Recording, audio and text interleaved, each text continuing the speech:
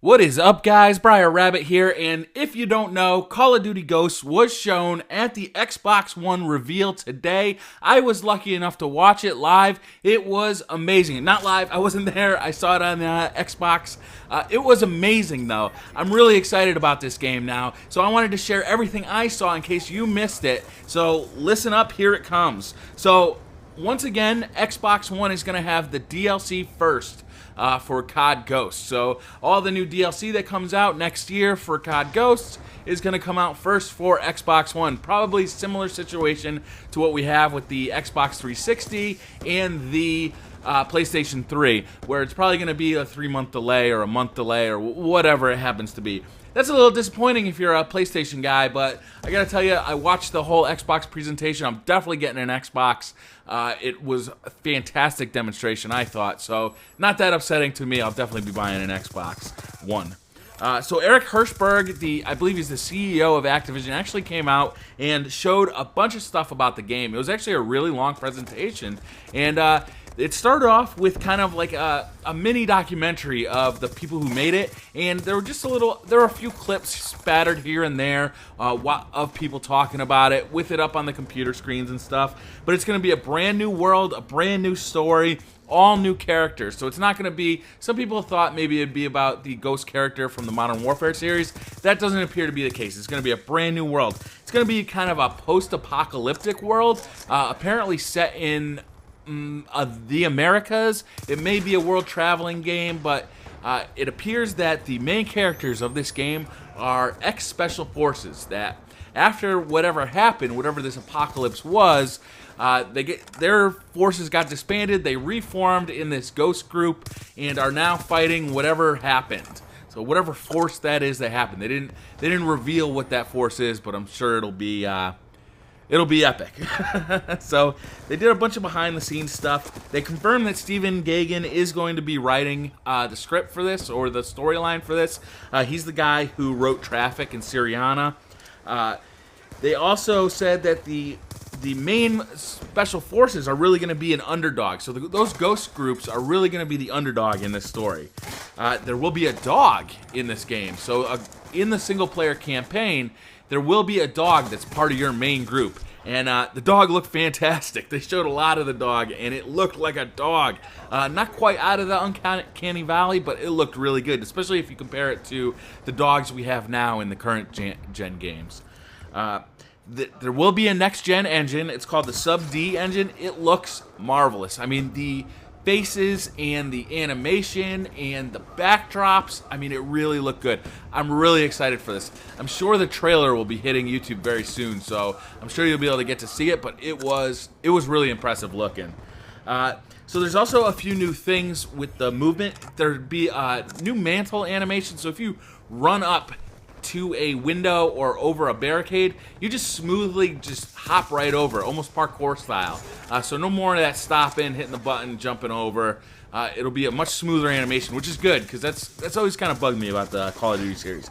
The lean feature is back, or is in the game, so that's something that used to be in the PC Call of Duties. It's been rumored a little bit on certain YouTubers' channels. It is going to be there. They confirmed it. And the slide is going to be there. Now, the slide looks kind of cool. I was a little concerned about the slide when they first said it. But what it looks like is kind of a running slide motion where you go down on your knees even a little lower than you might expect. It looked like, from the one clip they showed it, that you can't shoot until you're done with the animation. So it may have limited usefulness in multiplayer, kind of like the dolphin dive. The next thing is there are going to be dynamic maps for the multiplayer. So there's going to be earthquakes, floods, and traps. The traps looked cool. The one trap they showed that really stood out was these rolling logs. So like these logs all stacked up, kind of Ewok style from Return of the Jedi, and you probably shoot out like a rope or some kind of barricade, and the logs all come tumbling down and kill the enemy players. It was pretty cool.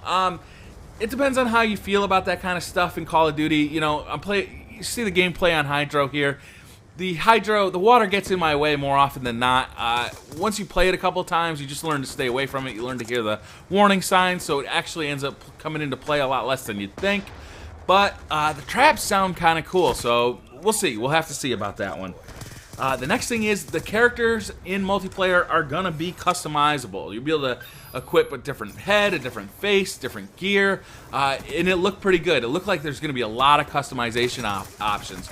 My one concern is I still want that definite silhouette for different classes, right? So if there's a sniper over there, I want to be able to instantly identify him as a sniper from a long distance just based on his silhouette.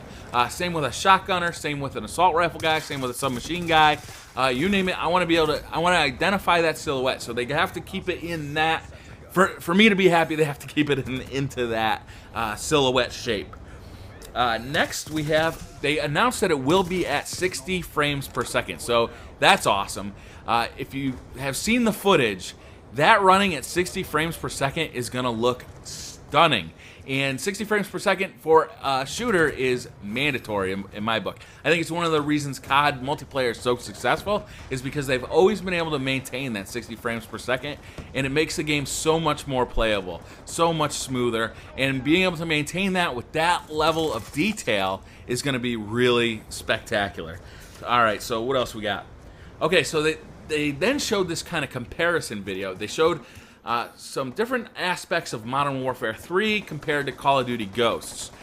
And the differences were mainly just graphic fidelity, but they were pretty impressive. So they showed the difference between the dogs from Modern Warfare 3 and the new dog in Ghosts, and it was a big difference. You know, the new dog is very detailed. It really looks good. They also showed the faces, right? They showed the character model of Price for Modern Warfare 3 compared to new character models, and these new character models are really approaching that level that is surpassing the Uncanny Valley. If you're not familiar with the Uncanny Valley, it's when 3D modeled characters get so close to being realistic that it almost makes you uncomfortable because you can tell something's off, but you can't exactly tell what it is. Well, these are getting really close to overcoming that. They're not quite there, but they were really good. The skin, the flesh tones look really good. The facial animations look really good. These were really detailed player characters, and that's pretty exciting stuff. They also showed the jungle from Modern Warfare 3 and the jungle from the new game, and it's so lush and dense. I'm wondering if it's going to be kind of something like the original Modern Warfare, where you're going to have a lot more cover in the levels. And they showed a lot of the post-apocalyptic scenes, and it really looked good.